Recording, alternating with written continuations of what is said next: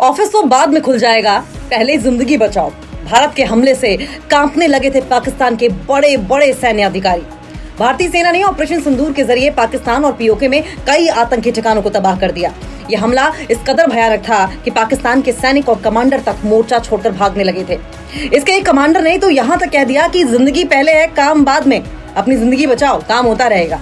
पहलगाम आतंकी हमले के बाद ऑपरेशन सिंदूर के तहत भारतीय सेना की ओर से किए गए सटीक हमलों से पाकिस्तानी सेना के अंदर अराजकता और दहशत फैल गई थी।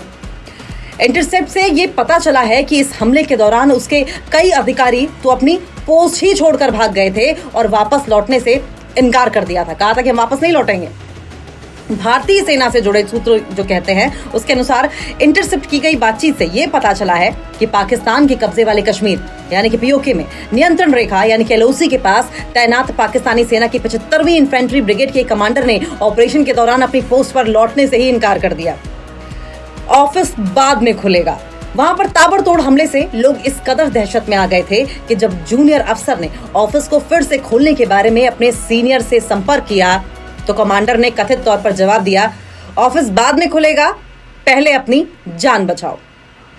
तो दरअसल ये कहानी है पीओके के मुजफ्फराबाद के पास स्थित 75वीं इन्फेंट्री ब्रिगेड की, जहां सीमा पार आतंकी ढांचे पर भारतीय सेना की ओर से लक्ष्य साधकर हमले किए गए और हवाई हमले में सवाई नाला क्षेत्र और सैयदना बिलाल कैंप सहित कई कैंप नष्ट हो गए, जिसमें 100 से ज्यादा आतंकवादी मारे गए और 2 प्रमुख लॉन्च पैड भी बर्बाद हो गए। भारतीय सेना की ओर से समाचार एजेंसी आईएनएस के साथ साझा किए गए एक अन्य इंटरसेप्टेड कम्युनिकेशन में जूनियर पाकिस्तानी अधिकारियों को ये कहते हुए सुना जा रहा है कि हमारे कमांडर साहब बड़ी मुश्किल से बचकर निकलने में कामयाब रहे हैं।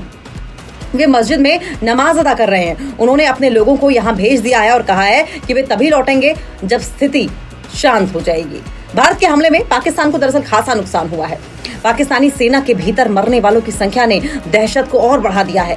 एक इंटरसेप्ट ने 16वीं बलूच रेजिमेंट के कैप्टन हसनैन शाह की मौत की पुष्टि की है, जो कि हाजीपीर सेक्टर में हमले में मारे गए थे। कथित तौर पर उनके शव को 6th पाकिस्तानी ब्रिगेड एबटाबाद लेकर वापस आया गया। भारतीय सेना के अधिकारियों का अनुमान है कि भारत के हमलों में कम से कम 64 पाकिस्तानी सैनिक मारे गए हैं, जबकि 96 से ज्यादा अधिक घायल हुए हैं।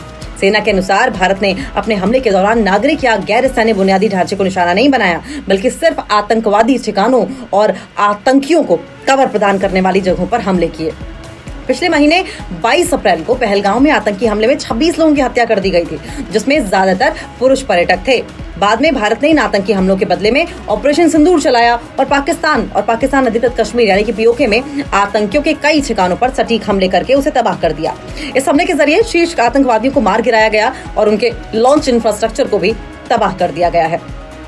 तो देखिए, बीकानेर से लेकर मॉस्को तक 50 घंटे में पाकिस्तान पर 5 तगड़े वार किए गए हैं।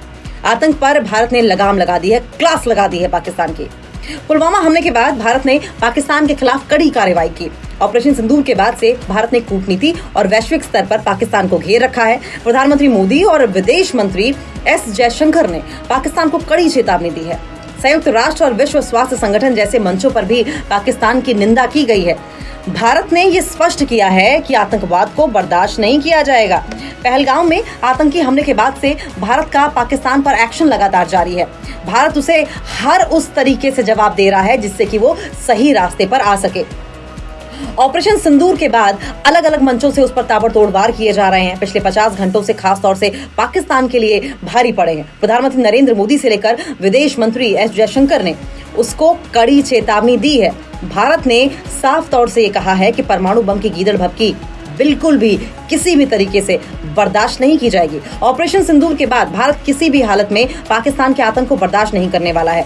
भारत के विदेश मंत्री एस जयशंकर के साथ ही अन्य नेता दुनिया भर के अलग अलग देशों में जाकर पाकिस्तान को बेनकाब कर रहे हैं। इसके साथ ही पाकिस्तान की असलियत दुनिया के सामने ला रहे हैं। ये देखिए, कहा गया कि अगर नहीं सुधरे तो खाक में मिला देंगे। प्रधानमंत्री नरेंद्र मोदी ने ये बात कही थी। प्रधानमंत्री ने राजस्थान के बीकानेर में एक जनसभा को संबोधित करते हुए पाकिस्तान को साफ चेतावनी दी थी कि उन्होंने ये कहा था कि दुनिया देख लिया है कि जब सिंदूर बारूद बनता है तो क्या नतीजा होता है। साथियों, 22 तारीख के हमले के जवाब में 22 मिनट में आतंकियों के 9 सबसे बड़े ठिकानों को तबाह कर दिया गया। पीएम ने कहा था, पीएम मोदी ने कहा कि अब भी नहीं सुधरे तो अंजाम बुरा होगा, पाई पाई को मोहताज होगा, बूंद बूंद पानी को तरसेगा। अगर अब भी आतंकवाद से तौबा न की तो कोई बचाने वाला नहीं होगा, भारत फिर घर में घुसकर मारेगा। उन्होंने कहा कि पाकिस्तान के साथ न ट्रेड होगा, न टॉक होगी, न पानी मिलेगा। अगर फिर भी पाकिस्तान को बात करनी है तो सिर्फ पीओके पर गैर कानूनी कब्जा छोड़ने पर बात होगी। इसके अलावा एस जयशंकर की पाकिस्तान को दो टूक। विदेश मंत्री एस जयशंकर ने यूरोप के तीनों देशों में पाकिस्तान की मजम्मत की है। विदेश मंत्री एस जयशंकर जर्मनी से पाकिस्तान को कड़ा संदेश देते हुए नजर आए। उन्होंने कहा कि आतंकवाद के खिलाफ भारत जीरो टॉलरेंस की नीति पर चल रहा है। उन्होंने ये भी कहा कि परमाणु ब्लैकमेल के आगे भारत नहीं झुकेगा। इस संबंध में किसी को कोई भ्रम नहीं होना चाहिए। इसके पहले भी उन्होंने कई अन्य देशों में पाकिस्तान को उसके आतंक को खुली चुनौती दी है।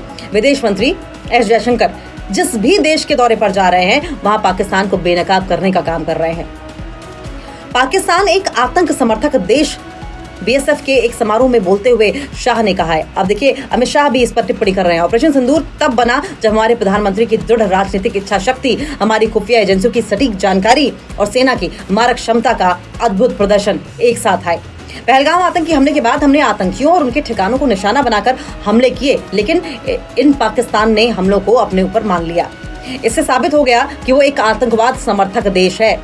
यूएन में भी पाकिस्तान को लताड़ लगाई गई है। दरअसल संयुक्त राष्ट्र में भारत के स्थायी प्रतिनिधि पावर्थना हरीश ने यूएन में शुक्रवार को पाकिस्तान की क्लास लगाकर रख दी। उन्होंने कहा कि एक ऐसा देश जो आतंकवादियों और नागरिकों के बीच कोई अंतर नहीं करता, उसके पास नागरिकों की सुरक्षा के बारे में बात करने का कोई हक नहीं है। उन्होंने कहा कि भारत ने दशकों से अपनी सीमाओं पर पाकिस्तान प्रायोजित आतंकवादी हमलों का सामना किया है।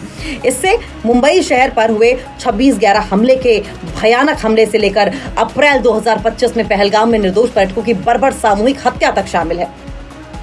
इसके अलावा उन्होंने कहा कि अंतर्राष्ट्रीय समुदाय को आतंकवाद के खिलाफ जीरो टॉलरेंस की नीति के साथ आना चाहिए और इसे प्रायोजित करने और इसका बचाव करने वालों को बाहर निकालना चाहिए।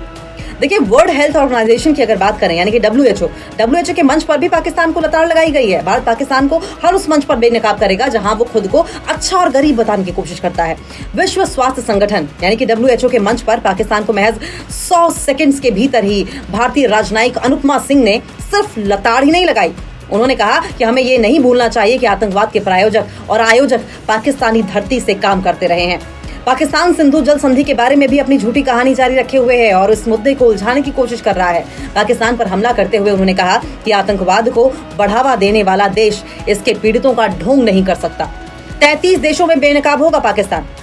ऑपरेशन सिंदूर के बाद भारत के सांसद 33 देशों में जाकर पाकिस्तान को बेनकाब करने वाले हैं।